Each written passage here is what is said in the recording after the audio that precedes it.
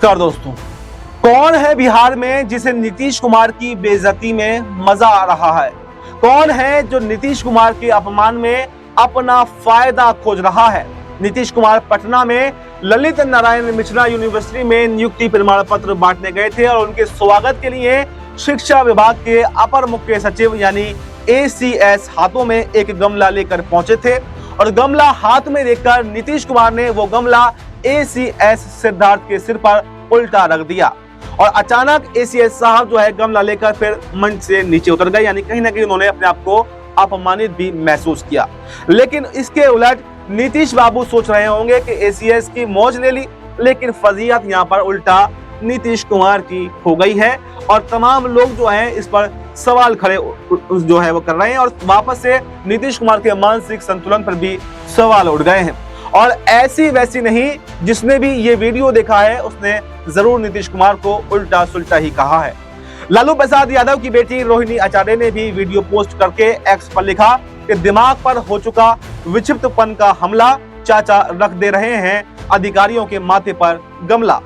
ऐसे में सवाल ये बनता है कि नीतीश को आखिर हो क्या गया है? कभी कभी आप ये जरूर सोचते होंगे कि मतलब कभी भी राष्ट्रगान के समय अजीबोगरीब हरकतें करते हैं और कभी अचानक वो तालियां बजाने लगते हैं, तो कभी फोटो सेशन के समय देर तक हाथों को हिलाते रहते हैं।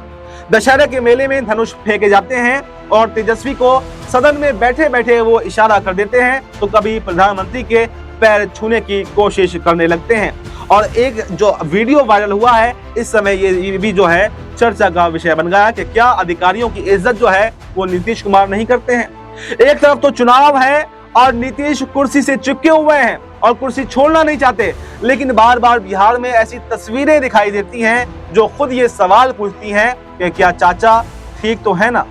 नीतीश के चाहे जितने भी ऐसे वीडियो सामने आए हों, बीजेपी के किसी नेता का उस पर मुंह नहीं खुलता है। कोई ये नहीं कहता कि नीतीश जी तो बिल्कुल ठीक है, या कोई ये भी नहीं कहता कि नीतीश जी का दिमाग जो है वो सटिया गया है। ऐसा लगता है कि जैसा जानबूझकर ऐसा नैरेटिव बनाने की कोशिश की जा रही है जिससे नीतीश कुमार बीमार हैं और नीतीश कुमार को साइडलाइन किया जा सके। सम्राट चौधरी हो या फिर विजय सिन्हा हो, इनमें से भी कोई कसर नहीं छोड़ता है, लेकिन अब की बार तो मोदी जी ने ही नीतीश बाबू के साथ में खेला कर दिया है। हुआ कुछ यूं कि दिल्ली में एनडीए शासित राज्यों के मुख्यमंत्रियों और उप मुख्यमंत्रियों की एक मीटिंग थी और उसी मीटिंग से एक वीडियो सामने आता है। मोदी जी के साथ में जेपी नड्डा दिख रहे हैं, सम्राट चौधरी भी हैं और बीच में खड़े हैं नीतीश कुमार। पता नहीं नीतीश जी प्रधानमंत्री को क्या समझाने की कोशिशें कर रहे हैं, लेकिन ये साफ देखा जा सकता है कि वो कुछ तो बता रहे हैं, कुछ तो कह रहे हैं और बहुत जोर दे रहे हैं, लेकिन ऐसा भी लग रहा है कि जैसे मोदी जी को उनकी बातों में कोई इंटरेस्ट नहीं है, वो उनकी बात को सुन ही नहीं रहे हैं, उनको नजरअंदाज कर रहे हैं। दोस्तों, अपने गांव जवार में जब कोई बहुत बुजुर्ग हो जाता है, बहुत बोलने लगता है, तो लोग क्या कहते हैं? लोग कहते हैं कि इनके चक्कर में ना पड़ो, ये बहुत बकबक करते रहते हैं, दिन रात जो है अलबल बकते रहते हैं। और अब नीतीश कुमार की अलबल तो नहीं बोल रहे हैं, ये भी अब एक सवाल जो है वो बंद कर रह गया है। कहीं बीजेपी उनको उस बुजुर्ग की तरह तो नहीं ले रही है जो गांव में बुजुर्गों को लिया जाता है। नीतीश कुछ काम की बात ही पूछ रहे होंगे, ऐसा हो सकता है वो ये पूछ रहे हो कि मुख्यमंत्री पद पर हमारा नाम कब घोषित करेंगे, या वो ये जानना चाह रहे हो कि जेडीयू को आखिर कितनी सीटें दी जाएंगी। शायद ये भी पूछ रहे हो कि उनका शिंदेकरण करने की कोशिश तो कहीं बीजेपी नहीं कर रही है, या फिर ये कि चिराग पासवान इतना काहे बिहार के अंदर बोल रहे हैं और क्यों मनोज तिवारी ये कह रहे हैं कि बिहार के सीएम तो चिराग पासवान बनेंगे। नीतीश शायद ये भी पूछ रहे हो कि चुनाव के बाद में अगर बहुमत मिलता है तो क्या आपका प्लान है, क्या मुझे साइडलाइन कर दिया जाएगा? लेकिन मोदी जी नीतीश कुमार को ऐसे ही इग्नोर कर रहे हैं जैसे वो उनको पहचानते ही ना हो, जैसे कि वो गांव के बूढ़े चाचा बन चुके हों। बस इतना हुआ नहीं कि नीतीश कुमार गुस्से में वापस पटना लौट आए और पटना पहुंचते ही उन्होंने भी अपनी रणनीति तैयार कर ली। सबसे पहले वो पहुंचे जेडीयू दफ्तर और वहां पर कुछ नेताओं से मुलाकात की और लोगों का कहना यह है कि चाचा आए तो काफी गुस्से में थे कि नीतीश कुमार को अब बीजेपी नेताओं का रुख परेशान करने लगा है। और क्योंकि नीतीश कुमार शनिवार की सुबह ही दिल्ली पहुंचे थे, लेकिन पहले नीति आयोग की बैठक हुई, उससे वो दूर रहे। ना तो अमित शाह से मिले, ना जेपी नड्डा से मिले और ना ही मोदी जी से कोई बातचीत उनकी हुई, ना ही उन्होंने जो समय मांगा था मोदी जी से उनको वो समय मिल पाया। चर्चाएं ये हो रही थी कि 2 दिन के दिल्ली दौरे में नीतीश कुमार सीट शेयरिंग पर अमित शाह और जेपी नड्डा से मुलाकात कर सकते हैं, मगर उनसे कोई मुलाकात हुई ही नहीं, या यूं कहें कि उन्होंने मुलाकात का समय ही नीतीश कुमार को नहीं दिया। और उधर अमित शाह इन दिनों बिहार से ज्यादा अब वो महाराष्ट्र पर फोकस कर रहे हैं, वो वहां पर एक के बाद एक रैलियां कर रहे हैं। लेकिन जब बात बिहार में सीट शेयरिंग की आती है तो बीजेपी के नेता बिल्कुल चुप हो जाते हैं, बिल्कुल खामोश हो जाते हैं, जैसे कि उनके होठ सिल गए हों। चिराग पासवान इन दिनों जितने बयान दे रहे हैं उससे ये साफ लग रहा कि जैसे बीजेपी नेताओं ने उनको एक छूट दे दी हो कि आप ही जो है वो सीएम बनेंगे।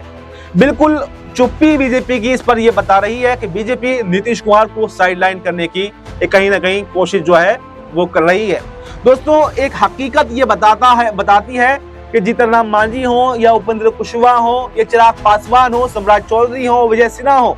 गिरिराज सिंह हो, रविशंकर प्रसाद हो, अश्विनी चौबे हो, मंगल पांडे हो, कोई भी ये नहीं चाहता कि नीतीश कुमार अब बिहार के मुख्यमंत्री बने। लेकिन उनके सामने मजबूरी है कि आखिर करें तो करें क्या। गठबंधन की मजबूरियां हैं, खुलकर उनके विरुद्ध में कुछ बोल भी नहीं सकते और ये बात तो कह देंगे कि नीतीश जी के चेहरे पर चुनाव लड़ेंगे। लेकिन जैसे ही कोई पूछता है कि चुनाव के बाद में क्या होगा, सीट शेयरिंग का क्या फॉर्मूला जो है वो बिहार के अंदर होने वाला है, तो फिर सारे के सारे नेता जो हैं इधर उधर खिसक जाते हैं, कोई भी स्पष्ट जवाब जो है वो नहीं देता है। नीतीश कुमार का लंबा सियासी अनुभव रहा है और 20 साल से बिहार के मुख्यमंत्री भी हैं, केंद्र सरकार में मंत्री भी रहे हैं, मगर आज जब वो ऐसी वैसी हरकतें करते हैं जहां पर जरूरत ना हो वहां मुस्कुराना और जहां मुस्कुराना चाहिए वहां पर उदास रहना, तो ये हर किसी को अजीब सा तो जरूर लगता है। लेकिन दोस्तों, इन सब में बीजेपी को लग रहा है कि एक मौज आ रही है, उसे एक मौका मिल रहा है उन्हें साइडलाइन करने का, उनके ऊपर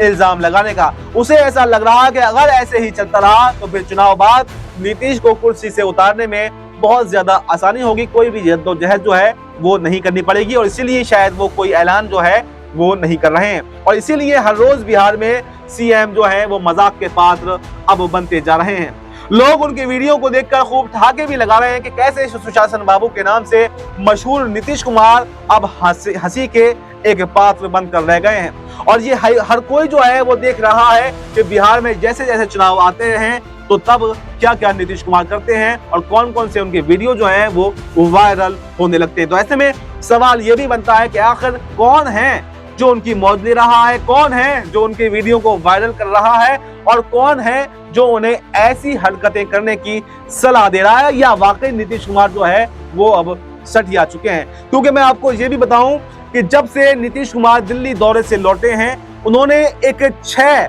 योजनाएं जो हैं रेलवे से जुड़ी हुई हैं वो अश्विनी वैष्णव को यानी कि रेलवे मिनिस्टर को भेज दी हैं और उन्होंने उन योजनाओं को बिहार में लागू करने की मांग की है। और कहा यह जा रहा है कि नीतीश कुमार एक बड़ा जो है पासा अब फेंक चुके हैं और मोदी सरकार को उलझाने की कोशिश कर रहे हैं। यानी उन्होंने ये दिल्ली दौरे के बाद में ये देख लिया कि बीजेपी का रुख क्या है, बीजेपी उनको साइडलाइन तो नहीं करना चाहती है, बीजेपी के नजर में उनकी अहमियत जो है वो अब क्या बची है। और उसके बाद में नीतीश कुमार ने जो पूरा रेलवे मिनिस्टर को 6 योजनाएं भेजी हैं उसके जरिए से नीतीश कुमार ने कहीं ना कहीं एक चैलेंज भी मोदी सरकार को कर दिया है कि आप ये योजनाएं पूरी कीजिए और इसके बाद में मेरी शर्तों को भी मानिए, और अगर आप ये योजनाएं पूरी नहीं करेंगे तो फिर मैं महागठबंधन में चला जाऊंगा और इन्हीं योजनाओं के माध्यम से मैं आपको क्रिटिसाइज करूंगा कि बिहार के अंदर मैं लोगों का भला करना चाहता हूं लेकिन बीजेपी मुझे रोक रही थी, बीजेपी मुझे काम करने नहीं दे रही थी, जब जब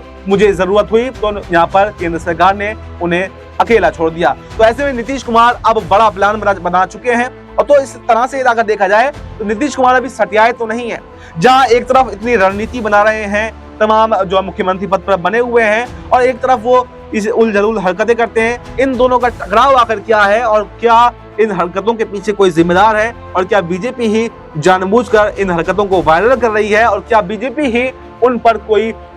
अगर कहें तो उनकी सेहत पर सवाल उठाना, उसके मानसिक संतुलन पर सवाल उठाना, इससे कोई फायदा उठाना चाहती थी। और क्या नीतीश कुमार जो अब जो है अब इतने एक्टिव हो गए हैं और अपने संगठन को जोड़ने में जुट गए हैं और तमाम योजनाओं की मांग कर दी है, तो क्या नीतीश कुमार बड़ा झटका जो है यहाँ पर अब बीजेपी को देने वाले हैं, और क्या नीतीश कुमार जानबूझकर ऐसी हरकतें करते हैं कि उन पर सवाल उठाए जाएं, लेकिन अंतिम पड़ाव में वो पूरा का पूरा जो खेल है वो पलट कर रख देते हैं। हालांकि अभी तक 20 सालों में यही देखा गया है कि नीतीश कुमार ने हमेशा जो है वो खेल पलटा है और हमेशा किंग मेकर की भूमिका में रहे। तो ऐसे में सवाल ये भी बन रहा है कि क्या इस बार नीतीश कुमार किंग मेकर की भूमिका में रह भी पाएंगे या फिर नहीं, क्योंकि यहाँ पर बीजेपी तो कहीं ना कहीं उनको साइडलाइन करने की पूरी तैयारियां कर चुकी है। ऐसे में 29 और 30 मई को एक दौरा यहाँ पर प्रधानमंत्री मोदी का बिहार में होने वाला है। उस दौरे के बाद में ही कुछ पता चल पाएगा कि मोदी जी की जो नीतीश कुमार की प्रति नीति है वो क्या है, और नीतीश कुमार को कितना हल्के में ले रहे हैं, कितना भारी ले रहे हैं, क्या सीट शेयरिंग का कोई ऐलान करते हैं, क्या सीएम फीस का ऐलान करते हैं, और जो योजनाओं की मांग की गई है उस पर कुछ बोलते हैं या फिर नहीं। तो फिलहाल इस रिपोर्ट में इतना ही। इस रिपोर्ट पर आपकी क्या राय है, कमेंट बॉक्स में अपनी राय जरूर दें और हमें दीजिए इजाजत। नमस्कार।